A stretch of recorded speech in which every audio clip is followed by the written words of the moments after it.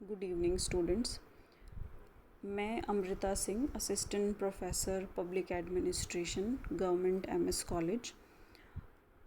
आप लोगों को एमए प्रीवियस के बच्चों को आपका जो फर्स्ट पेपर है, जो कि प्रशासनिक सिद्धांत और प्रबंध का पेपर है, उसे पढ़ाऊंगी। और उस पेपर में हम जो कवरेज रखेंगे वो इस तरह से रखेंगे कि एग्ज़ाम के पॉइंट ऑफ व्यू से जो टॉपिक आपके बहुत ज़्यादा इम्पॉर्टेंट हैं, पहले मैं उन्हें कराऊंगी, ताकि हम मोटा मोटा सिलेबस जो है वो तेज़ी से कवर कर सकें। और बाकी के जो छोटे टॉपिक बचेंगे उन पर हम बाद में धीरे धीरे चर्चा करते रहेंगे। तो मेरा पैटर्न ऐसा रहेगा कि मैं आपको हर बार एक टॉपिक समझाऊंगी। उसके एक पार्ट भी बन सकता है, 2 बन सकते हैं, 3 बन सकते हैं, वो डिपेंड करता है कि वो टॉपिक कितना लंबा है। उसके बाद में अगर हो सका तो मैं आपको उसके क्वेश्चन आंसर भी फॉरवर्ड करूंगी। साथ में मैं जो ये नोट्स हैं जिनके थ्रू आपको पढ़ा रही हूँ, इनकी पीडीएफ भी आपको भेजूंगी। तो आप चाहें तो इन्हें नोट डाउन कर सकते हैं, अपने तरीके से इनके शॉर्ट नोट्स बना सकते हैं, या इनका सिंपल प्रिंट निकलवा करके भी उनके थ्रू पढ़ सकते हैं, वो बच्चे जिनके पास में बुक नहीं है। और बाकी जिनके पास बुक है वो बुक से इजीली पढ़ सकते हैं। नोट्स किस तरह से बनाने हैं, आपसे क्या क्वेश्चन पूछे जाएंगे, एग्ज़ाम में आपको क्या पूछना है, उसको आपको किस तरह से फ्रेम करना है, ये सारी चीज़ें मैं आपको साथ के साथ बताते चलूँगी। तो आज का जो हमारा पहला टॉपिक है वो है नवीन लोक प्रशासन, न्यू पब्लिक एडमिनिस्ट्रेशन का। ये एग्ज़ाम के पॉइंट ऑफ व्यू से बहुत इम्पॉर्टेंट प्रश्न है। आप में से जो बच्चे जिनके पास ग्रेजुएशन में पब्लिक एडमिनिस्ट्रेशन था, ये टॉपिक फ़र्स्ट ईयर में पढ़ चुके होंगे। फ़र्स्ट ईयर का जो लोक प्रशासन के तत्व पेपर था आपका पहला, उसमें भी ये था, लेकिन उसमें थोड़ा ऑब्वियसली ग्रेजुएशन के हिसाब से था तो उतना डिटेल नहीं था। पीजी में आपको ये थोड़ा डिटेल में पढ़ना है। तो पहले मैं आपको बता दूं कि इसमें से आपको किस तरह के क्वेश्चन पूछे जाएंगे। जैसे छोटे क्वेश्चंस आपको पूछे जा सकते हैं। नवीन लोक प्रशासन से आप क्या समझते हैं, नवीन लोक प्रशासन का उद्भव किस प्रकार से हुआ था, और नवीन लोक प्रशासन का उद्भव किन परिस्थितियों में हुआ था, और मिन्नोब्रुक सम्मेलन क्या था, उसके क्या मुख्य सिद्धांत थे, और फिलाडेल्फिया सम्मेलन क्या था, उसके क्या निष्कर्ष थे, और फ्रैंक मैरिनी की बुक का क्या नाम था, ड्वाइट वाल्डो की बुक का क्या नाम था। ये आपसे छोटे छोटे क्वेश्चंस पूछे जा सकते हैं। बड़ा क्वेश्चन जो आपका इसमें बनेगा वो बनेगा, नवीन लोक प्रशासन से आप क्या समझते हैं, इसके सिद्धांतों को विस्तृत रूप से बताते हुए आलोचनात्मक विश्लेषण कीजिए। यानी कि इसमें आपको जो बड़ा क्वेश्चन है, इसमें आपको 3 चीज़ें एड्रेस करनी है। सबसे पहले नवीन लोक प्रशासन का अर्थ बताना है, उसके बाद में आपको उसकी विशेषताएं बतानी है, और उसके बाद उसका ओवरऑल मूल्यांकन बताना है। तो बड़ा क्वेश्चन जब ये टॉपिक कंप्लीट हो जाएगा तब तक आपको समझ आ जाएगा कि आपको कैसे लिखना है। अब जो मैं आपको एक बेसिक कॉन्सेप्ट समझा देना चाहती हूँ कि जब हम टर्म पढ़ते हैं नवीन लोक प्रशासन, तो देखिए लोक प्रशासन हम पढ़ते ही आ रहे हैं। इसमें हमने एक जो प्रीफिक्स लगाया है वो क्या लगाया है, नवीन, नवीन लोक प्रशासन। तो सबसे पहला जो प्रश्न होना चाहिए वो यही होना चाहिए कि नवीन लोक प्रशासन में नया क्या है। तो आप इसको इस तरह से समझिए कि नवीन लोक प्रशासन में नया परिदृश्य है, नया मतलब किसी चीज़ को देखने का नया नज़रिया विकसित करता है। ये जो ये अप्रोच थी, उसने पुराना जो लोक प्रशासन, परंपरागत जो लोक प्रशासन चला आ रहा था, उससे हटकर चीज़ों को नए दृष्टिकोण से देखने का एक नज़रिया प्रस्तुत किया। वो किस रूप में प्रस्तुत किया?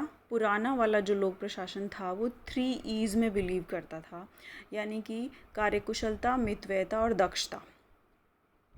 इन 3 ईज़ का जो सिद्धांत कहा जाता है उसमें विश्वास करता था। लेकिन नवीन लोक प्रशासन ने क्या कहा कि ये 3 ईज़ हैं किसके लिए? पहले आप ये बताइए कि आप कार्यकुशलता, दक्षता और मितव्ययता किसके लिए कर रहे हैं। ये जिसके लिए कर रहे हैं, क्या उस तक चीज़ें पहुंच रही हैं?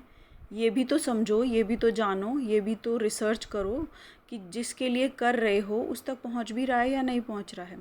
और अगर पहुंच रहा है तो कितना परसेंटेज में पहुंच रहा है, क्या उसको उससे बेनिफिट हो रहा है, क्या उसकी शिकायतें हैं, उसको भी सुनो, उससे फीडबैक लो, उसको जोड़ो अपने साथ में कि ये हम इम्प्लीमेंट कर रहे हैं, ये हम तुम्हारे लिए कर रहे हैं, बताओ ये ठीक है कि नहीं है। मतलब ये जो एक तरीके से आप ऐसे समझिए कि लोक प्रशासन का जो ढांचा था, जो सिर्फ संरचना पे ध्यान देता था। जब आप इसके थिंकर्स पढ़ते होंगे, जो वैज्ञानिक प्रबंध और शास्त्रीय विचारक थे, वो सारे के सारे लोक प्रशासन को किस तरह से डिज़ाइन किया जाना चाहिए, एक ऑर्गेनाइजेशन को कैसे स्ट्रक्चर किया जाना चाहिए, इस पर बात करते थे। लेकिन नवीन लोक प्रशासन ने बात करी कि ठीक है, तुमने स्ट्रक्चर बहुत अच्छा बना लिया, बहुत एफिशिएंट बना लिया, उसमें पद सोपान बना लिया, उसमें आदेश की एकता लागू कर दिया, उसमें नियंत्रण का विस्तार लागू कर दिया, उसमें सारे अच्छे अच्छे सिद्धांत लागू कर दिए। लेकिन क्या वो संगठन जिनके लिए काम करने को बनाया गया है, उनके लिए काम कर रहा है क्या, एफिशिएंट है क्या? उनको पूछो कि तुम्हें एफिशिएंट लग रहा है क्या। ये जो एक नई दृष्टि दी, ये नवीन लोक प्रशासन ने दी थी। ये मैं आपने आपको लेमैन लैंग्वेज में समझाया है, ये बताने के लिए कि नए लोक प्रशासन में नया क्या है। अब आप इसको फैक्चुअली पढ़ सकते हैं। तो नवीन लोक प्रशासन में नवीनता से तात्पर्य है किसी भी प्रचलित प्रशासनिक व्यवस्था में नवीन तथ्यों और नवीन विधियों को प्रभावी बनाना। यानी कि आप ये समझने की कोशिश कीजिए कि जिनके लिए आप काम कर रहे हैं उन तक कितना पहुंच रहा है। टेक्निकली हम इसको ऐसे समझ सकते हैं कि ये प्रशासनिक संगठन में, उसके व्यवहार में, उसकी विधियों में, उसकी प्रक्रियाओं में संगठित और व्यवस्थित सुधार करना चाहता है। अब देखिए, जब आपसे पूछा जाए कि नवीन लोक प्रशासन से आप क्या समझते हैं, उसका क्या अभिप्राय है, उससे क्या तात्पर्य है, उसका अर्थ बताइए, सारे क्वेश्चंस का एक ही आंसर लिखना है, चाहे लैंग्वेज उसकी कुछ भी कर दी जाए। तो अभी जो नोट्स हैं उसमें से आप मोटे मोटे पॉइंट्स के नोट्स बना लीजिए। जैसे नवीन लोक प्रशासन जो है सकारात्मक अवधारणा रखता है, परंपरागत लोक प्रशासन नकारात्मक था, जबकि नवीन लोक प्रशासन सकारात्मक है। ये लोकहित की भावना से प्रेरित होकर कार्य करता है, ये प्रशासन के विकेंद्रीकरण में विश्वास रखता है। ये परंपरागत लोक प्रशासन के जो मूल्य थे, दक्षता, तटस्थता, मूल्य शून्यता, उनके आदर्शों को महत्वपूर्ण तो मानता है, लेकिन साथ ही ये कहता है कि इसके साथ साथ ही प्रशासन में प्रतिबद्धता, सामाजिक उपयोगिता और नैतिकता को भी महत्व दिया जाना चाहिए। यानी कि जिन लोगों के लिए हम काम कर रहे हैं, उनसे जुड़ाव बनाने के लिए जिन मूल्यों की हमें आवश्यकता है, उनको भी जोड़ा जाना चाहिए। तो नवीन लोक प्रशासन का जो आधार है वो नैतिकता और सामाजिक मूल्य हैं, यानी कि ये सामाजिक मूल्यों पर जोर देता है। अब आप एक कॉन्सेप्ट को ये भी समझिए कि ये पुराने लोक प्रशासन से उल्टा नहीं है, ना तो उलट है, ना उसको नकारता है। ये बहुत बड़ी बात है। ज़्यादातर लोग ऐसा, बच्चे जब पढ़ते हैं तो ऐसा समझने लग जाते हैं कि नया आ गया, इसका मतलब पुराना तो कुछ काम का है नहीं, तो वो तो बिल्कुल ही रिजेक्ट हो गया। इसने कभी भी पुराने लोक प्रशासन को रिजेक्ट नहीं किया।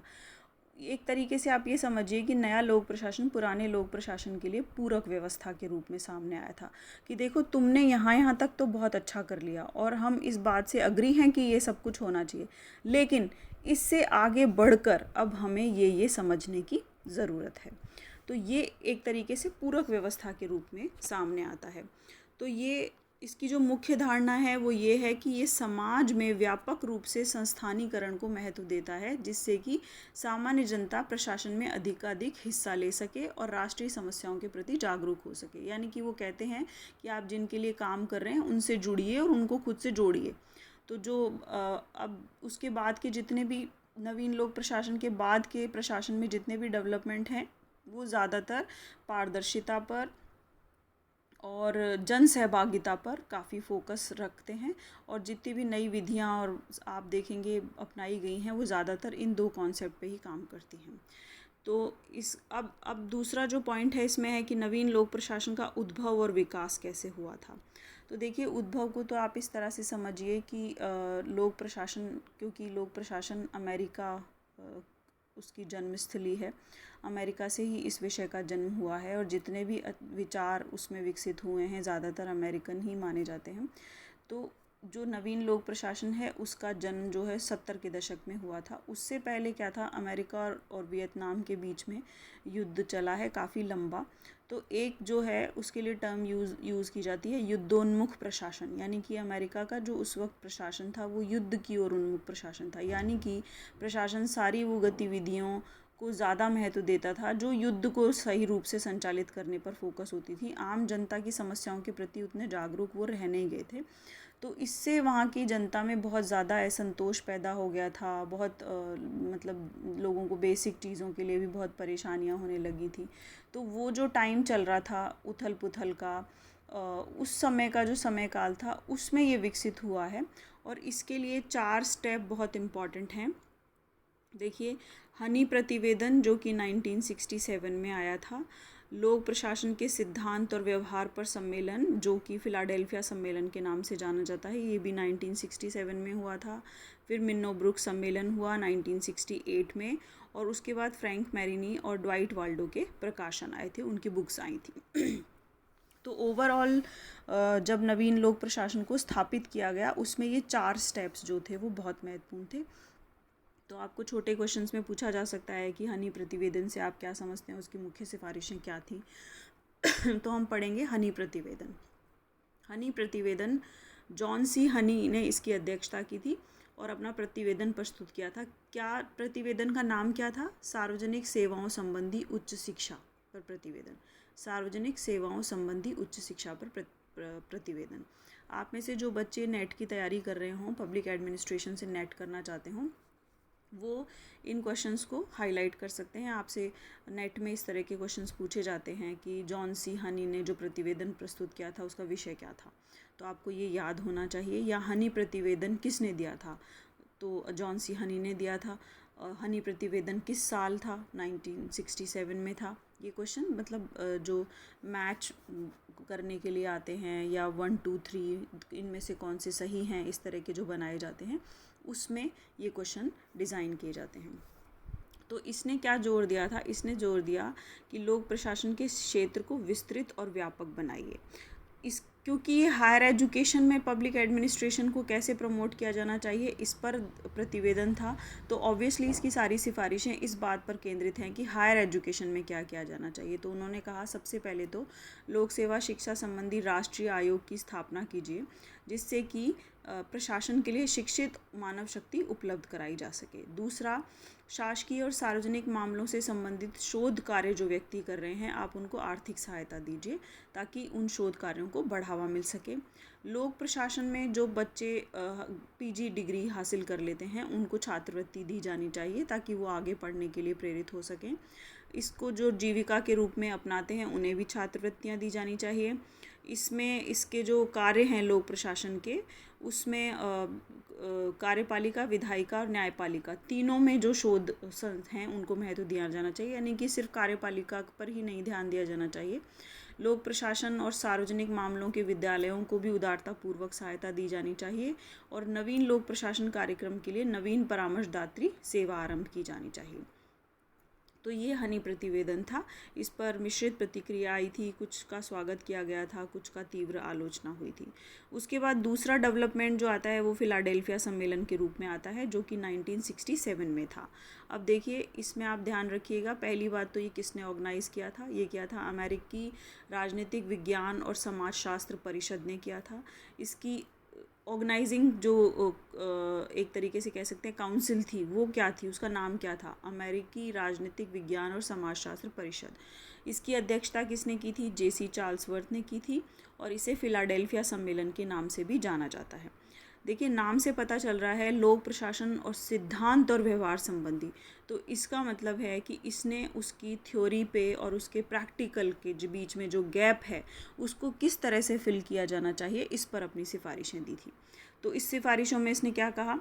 पहला, इन्होंने कहा कि लोक प्रशासन के क्षेत्र को स्पष्ट करना इतना आसान नहीं है, क्योंकि ये मानव विकास और मानव कल्याण से जुड़ी हुई एक संस्था के रूप में कार्य करता है। तो जितने ज़्यादा एक मानव के विकास के डायमेंशन हो सकते हैं, उन सभी डायमेंशंस पे लोक प्रशासन को कार्य करना होता है। तो ये बहुत मुश्किल काम है ये सोचना, मतलब ये एक मार्केशन बनाना कि ये इस क्षेत्र तक काम करेगा और आगे नहीं करेगा, ऐसा मुश्किल है।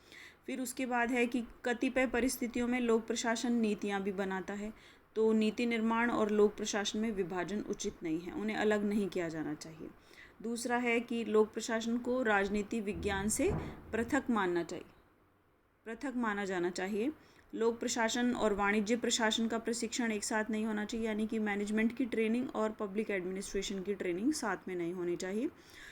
भावी प्रशासक जो होते हैं उनकी ट्रेनिंग व्यावसायिक प्रशिक्षण संस्थानों जो द्वारा दी जानी चाहिए, यानी कि उनको प्रोफेशनल ट्रेनिंग दी जानी चाहिए, जो कि अब दी जाती है, प्रोफेशनल ट्रेनिंग ही दी जाती है आईएएस आईपीएस और जो सिविल सर्विसेज के सिलेक्शन लेते हैं उनके लिए।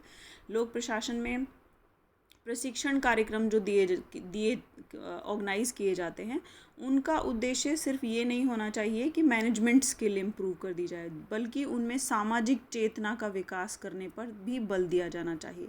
यानी कि वही वाली बात कि सिर्फ स्ट्रक्चर किस तरह से बनाया जाना है इस पर फोकस नहीं करना, जिन लोगों के लिए आप काम कर रहे हैं उनकी समझ भी होनी चाहिए, उनकी क्या आवश्यकताएं हैं, उनको क्या ज़रूरतें हैं, वो किस तरह से रिएक्ट करते हैं, आप उनकी सर्विसेज अच्छी से अच्छी कैसे प्रोवाइड करा सकते हैं, ये सामाजिक चेतना विकसित की जानी चाहिए। नौकरशाही का अध्ययन जो है वो फंक्शनल और स्ट्रक्चरल दोनों तरह से होना चाहिए, यानी कि किस तरह से कोई संगठन बनाया जाता है और फिर किस तरह से वो काम करता है, दोनों तरह से इसका अध्ययन होना चाहिए। समाज की जो नवीन समस्याएं हैं, श्रम संघों की हड़तालें, दंगे, सार्वजनिक स्थलों से संबंधित वाद विवाद, निर्धनता, बेरोजगारी, अस्वच्छता, प्रदूषण, गिरता सामाजिक स्तर, इन पर भी लोक प्रशासन को ज़्यादा से ज़्यादा ध्यान देना चाहिए। वही कि सिद्धांत पर सिर्फ स्ट्रक्चर पर काम नहीं करना चाहिए, बल्कि व्यवहार के ऊपर भी ध्यान दिया जाना चाहिए। उसके बाद अगला जो नेक्स्ट इम्पॉर्टेंट डेवलपमेंट है वो मिन्नो-ब्रुक सम्मेलन के रूप में है 1968 में। मिन्नो-ब्रुक सम्मेलन 3 हुए हैं। पहला मिन्नो-ब्रुक सम्मेलन 1968 में हुआ था, दूसरा 1988 में हुआ था, तीसरा 2008 में हुआ था। उसके क्योंकि ये हर 20 साल में होता है तो 2018 में होना चाहिए था, लेकिन मैंने काफ़ी गूगल किया तो मुझे मिला नहीं है सच कि 2018 या 19 में कोई हुआ भी है। एक कॉन्फ्रेंस मिन्नो-ब्रुक कॉन्फ्रेंस ऑर्गेनाइज़ की जानी थी 2021 में, मतलब संभावित रूप से ऑर्गेनाइज़ की जानी थी, लेकिन जैसी कि कोविड की परिस्थितियां चल रही हैं 2021 से, मुझे लगता नहीं है कि वो ऑर्गेनाइज़ हुई होगी, क्योंकि गूगल पर उसके बारे में कोई जानकारी मुझे मिली नहीं। अगर आप लोगों में से कोई सर्च करता है और उससे जानकारी मिले इस तरह की कि कोई कॉन्फ्रेंस हुआ है तो प्लीज़ मुझसे शेयर कीजिएगा, तो हम उसके बारे में भी जानेंगे। तो हम पहला जो मिन्नो-ब्रुक सम्मेलन था उसके बारे में ही ज़्यादा पढ़ेंगे, क्योंकि पहला वाला जो था उसने सिद्धांत जो है नवीन लोक प्रशासन के कि इन 4 परिदृश्यों को सबसे ज़्यादा महत्व दिया जाना चाहिए, वो उसने इस्टेब्लिश कर दिए थे। बाकी के 2 ने उनको एनहांस ही किया है, उनमें नई चीज़ें जोड़ी हैं। तो ये 1960 के उथल पुथल का काल था, उसमें पुराने और युवा पीढ़ी के बीच मतभेद भी दिख रहे थे कि लोक प्रशासन के जो विद्वान थे वो नए विद्वान और पुराने विद्वानों के बीच में। तो इस सम्मेलन में चर्चा का जो मुख्य विषय था वो ये था कि परिवर्तनशील समाज में लोक प्रशासन की भूमिका क्या होनी चाहिए। जो सोसाइटी चेंज हो रही है, लोग ज़्यादा एक्सपेक्टेशंस रखने लगे हैं, ज़्यादा शिक्षित हो रहे हैं, अपने अधिकारों के प्रति ज़्यादा जागरूक हो रहे हैं, अपने अधिकारों की मांग करने लगे हैं, प्रशासन के में ज़्यादा पारदर्शिता की मांग करने लगे हैं, ज़्यादा जवाबदेही की मांग करने लगे हैं। उस परिस्थिति में लोक प्रशासन की क्या भूमिका होनी चाहिए। नवीन लोक प्रशासन के समर्थक मूल्य निरपेक्ष शोध प्रयासों के परित्याग पर बल देते हैं और सामाजिक न्याय के उपागम को अपनाने के समर्थक हैं। यानी कि वो कहते हैं कि मूल्य निरपेक्ष होकर के शोध करना बंद कीजिए, क्योंकि हम मानव को डील कर रहे हैं और जो ह्यूमन बीइंग है वो बना ही वैल्यूज से है, तो उनसे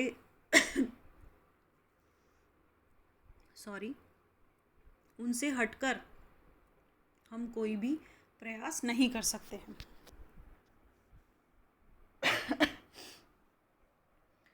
फिर जो नेक्स्ट डेवलपमेंट है वो 1971 में है, जो कि 2 बुक्स आई थी फ्रैंक मैरिनी की towards a new public administration Minnowbrook perspective और ड्वाइट वाल्डो की public administration in a time of turbulence. तो ये जो दोनों पुस्तकें थी इसमें मिन्नो-ब्रुक सम्मेलन के निष्कर्षों को व्यापक रूप से लिखा गया था। मैरिनी की जो बुक है वो नवीन लोक प्रशासन की प्रथम पुस्तक के रूप में है। तो आपसे ये छोटा मतलब नेट में क्वेश्चन हो सकता है कि नवीन लोक प्रशासन न्यू पब्लिक एडमिनिस्ट्रेशन की पहली बुक कौन सी मानी जाती है, तो फ्रैंक मैरिनी की मानी जाती है। तो ऊपर का जो हमने जो कुछ पढ़ा उससे हमें ये स्पष्ट होता है कि नवीन लोक प्रशासन ने लोक प्रशासन के क्षेत्र को व्यापक, लोक हितकारी और सारगर्भित बनाने में महत्वपूर्ण योगदान दिया था। तो ये हमारा फर्स्ट पार्ट है नवीन लोक प्रशासन का। इसमें हम अभी सेकंड पार्ट और पढ़ेंगे, जिसमें हम पढ़ेंगे कि नवीन लोक प्रशासन के क्या प्रमुख सिद्धांत हैं, उसके बाद वर्तमान में जो परिप्रेक्ष्य है उसमें इसकी क्या प्रासंगिकता है, और उसके बाद में ओवरऑल इसका मूल्यांकन। तो फिर नवीन लोक प्रशासन आपका पूरा हो जाएगा। मैं अभी आपके साथ ये नोट शेयर कर रही हूँ। जब सेकंड वीडियो पूरा हो जाएगा उसके बाद मैं आपको इसके क्वेश्चन आंसर फॉर्मेट में भी कुछ चीज़ें देने की कोशिश करूँगी, ताकि आपके लिए ये आसान रहे कि आपसे किस तरह के क्वेश्चन पूछे जाएंगे और उनको किस तरह से अप्रोच करना है। Thank you so much.